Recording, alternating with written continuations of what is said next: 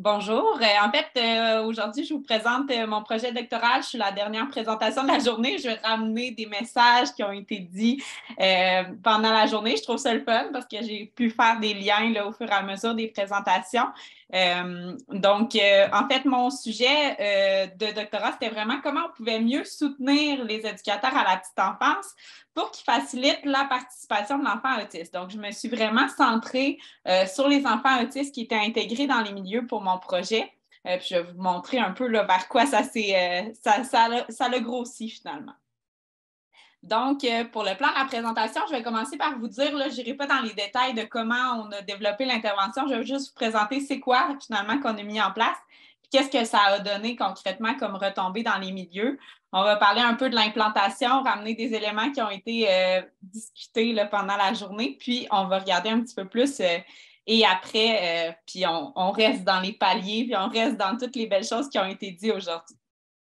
Donc, l'intervention de renforcement des capacités, on en a parlé aussi un peu ce matin, hein, le renforcement des capacités, on veut aller au-delà du transfert d'informations, on veut aller au-delà de donner des outils, on veut vraiment accompagner les éducatrices pour qu'ils deviennent autonomes, qu'ils soient capables d'identifier, de mettre en place des stratégies par elles-mêmes lorsque l'intervention est terminée. Donc, c'était vraiment ça notre but, c'est-à-dire comment on pourrait de manière efficiente, de manière courte, parce qu'on le sait, les éducatrices n'ont pas beaucoup de temps, les professionnels n'ont pas beaucoup de temps. Donc, comment on peut faire ça de manière efficiente puis que ça ait des retombées sur le long terme? Donc, on a commencé par se demander comment on fait ça, renforcer les capacités. Bien, c'est sûr, on peut transmettre des informations, comme on le disait, développer des formations, des outils. C'est sûr que c'est pertinent pour renforcer les capacités. Ensuite, bien, on peut aller un petit peu plus dans l'activité, donc vraiment aller avec l'éducateur dans le milieu, vraiment aller appliquer la stratégie concrètement avec lui, soit par du modeling, soit observer l'éducateur appliquer la stratégie, puis après ça, s'ajuster. Et on peut aussi aller davantage dans un mode de résolution de problèmes, donc l'éducateur qui identifie son objectif, qui va vers un professionnel pour dire est-ce que tu as une stratégie pour moi ou le professionnel l'accompagne pour que l'éducateur trouve lui-même sa stratégie. Donc, on est parti de ces trois grands thèmes-là pour dire, bon, mais qu'est-ce qu'on met en place concrètement? Qu'est-ce qui fait du sens pour les éducateurs dans nos milieux qu'on connaît? Puis, on voulait aussi une intervention qui puisse être pertinente tant dans les CPE que dans les milieux familiaux. Donc, on voulait vraiment que ça s'applique là, un peu partout. Donc, l'intervention qu'on a développée, on a commencé par développer 5 capsules vidéo qui étaient disponibles en ligne, qui étaient de 10 minutes chacune environ, donc vraiment très courtes, qui abordait vraiment de l'information générale sur les sensibilités sensorielles. Donc, quand je dis sensibilité sensorielle, on parle de l'hyperréactivité, l'hyporéactivité, la recherche de stimulation, puis les stratégies pertinentes que les éducatrices peuvent mettre en place dans leur quotidien. Donc, ce qu'on visait, c'était que les éducatrices écoutent une capsule par semaine, puis intègrent le contenu pendant la semaine avant de réécouter la suivante. Les éducatrices avaient aussi un cahier de prise de notes qu'ils ont trouvé vraiment favorable parce que des fois, c'est le fun à écouter une capsule, ça capte l'attention, mais des fois, quand on dit « Ah, me semble que j'ai entendu ça », ben, plutôt que d'aller réécouter la capsule au complet, ben, ils pouvaient juste référer à leur cahier de notes pour dire « Ah oui, c'est vrai, c'était ça ». Puis, il y avait aussi un peu une amorce de résolution de problèmes dans ces capsules-là parce qu'on posait quand même déjà des questions réflexives aux éducatrices, à savoir bien, dans les stratégies qui ont été présentées dans cette capsule-là, qu'est-ce qui serait pertinent pour l'enfant que vous intégrez. Fait qu'on partait de ça, les éducatrices avaient 6 semaines pour écouter les capsules, puis on complétait avec 3 à 5 rencontres de coaching individuel. Donc, le 6 semaines suivantes, l'ergothérapeute allait rencontrer les éducatrices dans les milieux. Là, ils ciblaient vraiment 3 objectifs prioritaires dans leur quotidien, puis on allait réintégrer les informations qui étaient présentées dans les capsules, vraiment pour les amener à intégrer là, ce qui avait été présenté, puis travailler à partir de cette base-là. On voulait que ce soit une intervention qui soit relativement flexible, donc il y avait la possibilité d'aller dans le groupe, d'aller faire du modeling, d'aller observer avec l'éducatrice. Donc vraiment, on allait chercher aussi l'autre catégorie là, dont je vous parlais tantôt, donc vraiment du transfert d'informations, l'application de la stratégie dans le milieu et aussi de la résolution de problèmes par du coaching. Donc, les retombées de l'intervention, qu'est-ce que ça a donné? Donc, vous avez un peu là, comment qu'on a fait. On a fait une étude de cas multiples avec 6 éducatrices dans 6 milieux différents. On est allé récolter énormément de données avec des journaux de bord, des entrevues, des outils quantitatifs aussi. Donc, on avait une prise de mesure avant l'intervention, après les capsules, après le coaching, et on avait aussi une collecte de données de maintien à voir, bon, ben, quand il n'y a plus d'intervention qui est mise en place, est-ce que les éducatrices continuent à mettre en place des stratégies? Donc, nos participantes, ça ressemblait à ça. On avait 4 éducatrices qui étaient en CPE. On avait une éducatrice spécialisée. À la base, le projet était vraiment fait pour les éducatrices de groupe, mais l'éducatrice spécialisée, dans ce cas-là, était titulaire du groupe au départ. Puis finalement, elle a réintégré son rôle d'éducatrice spécialisée, mais on s'est dit, on va continuer, puis on va voir qu'est-ce que ça a comme force et comme limite là, d'aller outiller davantage l'éducatrice spécialisée versus l'éducatrice du groupe. Puis, on avait aussi une responsable en milieu familial. Donc, sur cette diapositive-là, vous avez vraiment là, le contenu qui était présenté dans les capsules. Donc, vous voyez vraiment là, une première capsule de base sur c'est quoi les sensibilités sensorielles que ça a comme impact sur l'enfant. Puis, on avait vraiment là, les différentes stratégies, donc l'adaptation de la tâche, l'intégration de stimulation, les stratégies comportementales et les stratégies d'autorégulation. Donc, on s'est vraiment basé sur un cadre de référence existant qui proposait ces stratégies-là là, pour favoriser la participation de l'enfant autiste avec des sensibilités sensorielles. Mais en documentant les stratégies que les éducatrices mettaient en place, on s'est rendu compte qu'il y avait peut-être un moyen de conceptualiser ça différemment et de voir que finalement, il y avait plusieurs stratégies que les éducatrices mettaient en place qui étaient bonnes, oui, pour favoriser la participation de l'enfant autiste, mais qui favorisaient aussi la participation de tout le groupe. Fait que les éducatrices nous le disaient, ils disent, ben écoute, j'ai fait ça, mais finalement, je me rends compte que ça a de l'impact pour tout le monde. Puis souvent, ces stratégies-là aussi permettaient de favoriser la participation et de régler le problème, puis on n'avait pas nécessairement besoin d'aller au niveau supérieur. Donc, juste en mettant en place ces stratégies inclusives, donc mettre du soutien visuel, clarifier la routine, faire du modeling, renforcement positif, intégrer des activités plus calmantes avant le dodo, des pauses de mouvement le matin ou avant le repas, réorganiser aussi l'environnement. Bien, ça permettait de favoriser la participation de l'enfant autiste, mais aussi des autres enfants dans le groupe. Alors ensuite, on allait plus individualiser en adaptant l'activité ou l'environnement aux besoins de l'enfant autiste. Donc là, aller retirer les stimulations qui étaient difficiles ou en ajouter pour répondre à son besoin. Et au dernier niveau, ben là, on allait vraiment travailler plus à accompagner l'enfant pour qu'il puisse aller ou utiliser une stratégie de manière autonome ou qui accepte de s'exposer à des stimulations qui étaient plus difficiles par lui-même. Ce qui est intéressant aussi, c'est de voir que les stratégies inclusives ont été facilement mises en place par les éducatrices juste avec les capsules. Donc, les éducatrices n'avaient pas besoin de beaucoup d'accompagnement pour ça. Juste un petit rappel par les capsules, ils étaient capables d'en mettre en place. Mais à l'inverse, quand on arrivait davantage au haut de la pyramide, ben c'est là où les éducatrices avaient besoin davantage de modeling, d'avoir davantage d'accompagnement de l'éducatrice. Donc, les stratégies ont été mises en place. Qu'est-ce que ça a eu comme impact sur la participation des enfants autistes? Donc, ici, vous voyez les graphiques là, en lien avec 5 objectifs qui avaient été choisis là, par les éducatrices au début du projet puis qui ont été mesurés là, à chaque 6 semaines. On a croisé les progrès de l'enfant avec les stratégies que les éducatrices mettaient en place. Donc, sur une période de 6 semaines, si les éducatrices mettaient des stratégies en place, dans 63 % des cas, on avait un progrès qui était cliniquement significatif sur la participation de l'enfant autiste.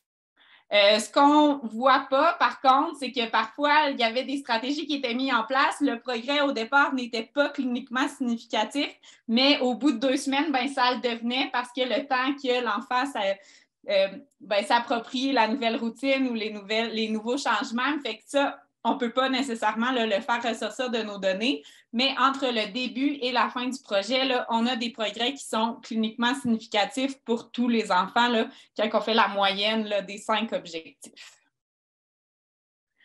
Ensuite, on a aussi mesuré les effets sur le sentiment de compétence des éducatrices. En termes de résultats quantitatifs, on n'a pas eu des gros changements, mais dans les entrevues, les éducatrices nous ont dit que le fait de se faire accompagner à trouver, à identifier elles-mêmes les stratégies, bien, ça leur donnait davantage confiance d'être capable de le faire par elles-mêmes par après, de ne pas se faire amener des solutions qui étaient toutes faites. Ensuite, ben, de savoir qu'il y avait un professionnel qui était là, qui pouvait aller valider avec eux. Hein, je l'ai entendu plusieurs fois, ce mot-là, puis c'est revenu souvent aussi dans mes entrevues. Pour les éducatrices, le fait de pouvoir se valider auprès de quelqu'un, c'est vraiment quelque chose qui est très, très fort pour leur donner confiance à mettre en place la stratégie. Donc ça, c'est quelque chose qui ressortait comme très important. Puis aussi, le fait de voir que ce qu'ils mettaient en place, bien, ça fonctionne. Ils mettaient une stratégie en place, ça fonctionnait. Bien, c'est sûr que ça leur donnait confiance de réessayer puis de remettre autre chose en place. Donc, on voit qu'au niveau des retombées, on a vraiment eu une cascade de renforcer les capacités des éducatrices, ce qui leur a permis de mettre en place des stratégies dans la routine, qui a ensuite contribué à favoriser la participation de l'enfant, puis qui a soutenu leur sentiment de compétence. Donc, on voit vraiment là, que ça valait la peine de renforcer leurs capacités. Ce que je n'ai pas dit non plus, c'est que quand on a regardé les stratégies qui étaient mises en place, on a vu aussi que pendant la phase de maintien, les éducatrices ont continué à mettre des nouvelles stratégies en place. Donc, ils n'ont pas juste dit, bon, ben, l'intervention est finie, c'est fait. Ils ont continué à développer d'autres stratégies puis à les mettre en place. Maintenant, les forces et les limites de l'implantation. On va commencer par les forces. D'abord, c'était accessible, donc le fait que ce soit en ligne dans le milieu, s'il n'y aurait pas pu nécessairement là, se déplacer pour participer. C'était court, hein, quand on y pense, c'était 5 fois 10 minutes plus 3 à 5 fois 1 heure. Donc, en termes de temps nécessaire, c'était quand même pas très long là, pour libérer l'éducatrice. La complémentarité aussi, là, le fait de pouvoir se baser sur de la théorie puis ensuite le réinvestir, ça a été très apprécié.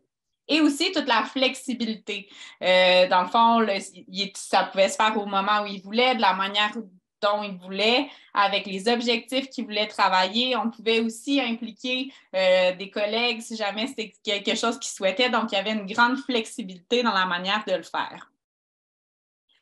Les limites, les éducatrices nous ont dit que ça leur demandait du temps de réflexion. C'est bien beau que l'intervention soit courte. S'ils n'ont pas de temps pour planifier, réfléchir, mettre en place la stratégie, ça peut être difficile. Donc, il y avait besoin de s'asseoir. Il y en a une qui m'a dit, je ne peux pas réfléchir à ce que je vais mettre en place quand j'ai 8 enfants autour de moi à m'occuper. J'ai d'autres choses dans ma tête. Fait qu'il y avait vraiment besoin d'être retiré, d'avoir un temps vraiment pour planifier les stratégies. Puis, il y avait aussi la collaboration. Donc, je vous disais, dans la participation, là, il pouvait y avoir l'éducatrice spécialisée, par exemple, et l'éducatrice du groupe assise pour faire le coaching ensemble. Mais ça a été vraiment gagnant quand ça a été fait. Mais dans d'autres cas où les deux n'étaient pas assis autour de la table, bien, des fois, il y avait une stratégie qui était identifiée, mais là, l'autre n'était pas nécessairement d'accord. Fait qu'on a vécu beaucoup de défis à ce niveau-là quand la conversation se passait pas tout le temps, tout le monde ensemble. Donc, c'était quelque chose là, qui a été vécu comme une limite pour mettre en place des stratégies. Donc, et après, on le voit que ça vaut la peine de renforcer les capacités de nos éducatrices. Hein, on l'a dit, les éducatrices sont avec les enfants quotidiennement. Ils passent beaucoup de temps avec eux, sont capables de mettre des super belles choses en place. Puis, c'est de voir comment on peut le faire de manière réaliste. Donc, on revient encore avec la superbe pyramide à dire, ben, pour renforcer les capacités, est-ce qu'on peut se dire qu'on leur donne des outils à toutes les éducatrices, leur donner des formations générales, une présence dans les milieux, hein, il ne faut pas le négliger aussi, là, le fait de pouvoir se valider. Plusieurs l'ont dit, la petite conversation informelle de dire hey, j'ai pensé mettre ça en place, qu'est-ce que tu en penses? Bien, ça vaut la peine. Fait que si le professionnel passe dans le milieu qui peuvent se valider, ça peut être super gagnant. Ensuite, ben, c'est sûr que les communautés de pratique, le coaching de groupe, dans mon projet, ça a vraiment été du coaching individuel, mais c'était basé sur une même théorie, un besoin qui était relativement commun. Donc, ça aurait pu être transformé en coaching qui était plus de groupe partagé pour qu'on puisse se nourrir ensemble, qu'ils puissent continuer à travailler autour de ce thème-là. Puis, finalement, d'amener du coaching davantage individuel quand on va faire du modeling, du coaching. Donc là, on va de l'observation conjointe, on va davantage creuser la situation. Donc, de voir un peu comment on pourrait faire du renforcement de capacité là, davantage de cette manière. Donc, je termine en remerciant les participants à la recherche, les gens qui m'ont aidé à développer l'intervention, l'équipe qui a dirigé ma thèse et les organismes subventionnaires. Si jamais vous voulez aller plus loin, vous pouvez aller sur ma page étudiante. Vous avez accès, là, les capsules qui ont été développées sont disponibles sur cette page-là. Mais il va en avoir des nouvelles. On est en train de les refaire donc sur le site du réseau le RNE-TSA, Réseau national d'expertise en troubles du spectre de l'autisme. Vous avez des infographies là, de stratégies pour les éducatrices en milieu de garde. Puis on est en train de refaire les capsules là, pour qu'elles soient encore plus belles. Alors, voilà. Donc, merci pour votre écoute. Je vais être disponible pour vos questions. Ben, je me demandais si, parce qu'on voyait sur le graphique qu'il y avait certains objectifs qui avaient l'air plus difficiles à atteindre ou en tout cas monter et descendre dans le temps. Est-ce qu'il y a des types d'objectifs qui ont été plus faciles ou plus difficiles à répondre? Bien, je dirais que ça dépend vraiment les objectifs qui ont été adressés. Parce qu'au début du projet, puis ça, c'est une lacune du projet, c'est que les éducatrices choisissaient qu'est-ce qui était pertinent à ce moment-là. Puis là, ils ont fait les capsules. Puis là, après ça, des fois, c'est des nouveaux objectifs qui sont arrivés. Fait que, tu sais, c'est vraiment, c'est pour ça qu'on est vraiment allé croiser avec les stratégies que les éducatrices avaient mis en place parce que des fois, il n'y avait pas, tu sais, il y avait un changement de saison, par exemple, puis là, la biage, ça se mettait à mal aller. Hein. Ça, c'est classique, là. Hein? C'est la fin de l'été, ça va bien, mais là, on arrive 6 semaines plus tard, c'est le temps des habits de neige, ben là, ça ne marche plus.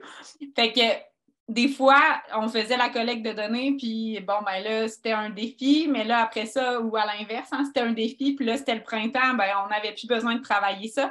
Donc, il y a eu une évolution dans les objectifs, puis ça, je pense qu'on a respecté aussi les éducatrices à dire, ben rendu au coaching, 6 semaines après la première collecte, c'était pas nécessairement les objectifs qu'ils avaient choisis avant, fait qu'on est vraiment allé avec ce qui était prioritaire pour elles à ce moment-là. Fait que c'est sûr qu'il y a eu de la variation, mais c'est ça, c'était vraiment de croiser, de dire, c'est rare que les éducatrices ont mis en place des stratégies puis qu'il y a eu une descente. Là. Ça, on ne l'a pas vu là, de manière drastique. Je dirais que c'est plus justement les changements qu'il y a eu, justement, comme les saisons, les changements dans le groupe, des fois dans la famille. Fait que, tu sais, en fait, c'était plus des éléments externes. Là. Super. Je vais te voler la parole, Audrey-Jeanne. Il y a eu une question dans le chat, donc il y a quelqu'un qui demande est-ce qu'il y a eu une différence entre les éducatrices de groupe et l'éducatrice spécialisée finalement? Oui, définitivement. L'éducatrice spécialisée, finalement, elle a vécu beaucoup, puis je parlais de la collaboration. Là. Ça a été difficile dans son cas de mettre en place, puis on l'a vu, hein, il y a plein de stratégies qui ont été utilisées avec tout le groupe. Fait que quand l'éducatrice spécialisée se disait ah ben ça serait ça, il faudrait changer un petit peu la routine. Pour cet enfant-là, c'était beaucoup au niveau du repas. Faudrait revoir cette routine-là. Mais là, elle a vécu beaucoup de barrières à se dire ben là, je peux pas, l'éducatrice du groupe n'est pas d'accord à changer cette routine-là. Fait qu'elle a vécu beaucoup d'embûches. Puis des fois, elle disait OK, ben je vais aller travailler avec l'enfant, je vais être là à ce moment-là. Mais des fois, elle était appelée ailleurs à éteindre un feu. Fait que finalement, ça a été très, très, très difficile de mettre en place ces stratégies, étant donné qu'il n'y avait pas une collaboration. Mais je dirais que dans un monde idéal, il faudrait que les deux soient à la table. Je pense que c'est vraiment comme ça que c'est le mieux. Puis dans d'autres cas, on l'a bien vécu quand, par exemple, ben, l'éducatrice spécialisée, elle venait juste au repas, à l'inverse, ben, elle venait s'asseoir avec nous juste le 10-15 minutes qu'on parlait du repas, puis après, elle repartait, puis je continuais avec l'éducatrice du groupe. Fait qu'on a été très flexible pour ça, mais je pense que c'est vraiment de voir ben, quelle ressource est là, à quel moment, pour vraiment maximiser. Mais c'est sûr que, ben, c'est ça, j'en ai parlé un peu avec Gabrielle dans le chat tantôt, l'utilisation des éducatrices spécialisées n'est pas le même selon les milieux, donc ça dépend vraiment, puis c'est vraiment une question aussi là, de collaboration sur le terrain là, entre l'éducatrice du groupe et l'éducatrice spécialisée.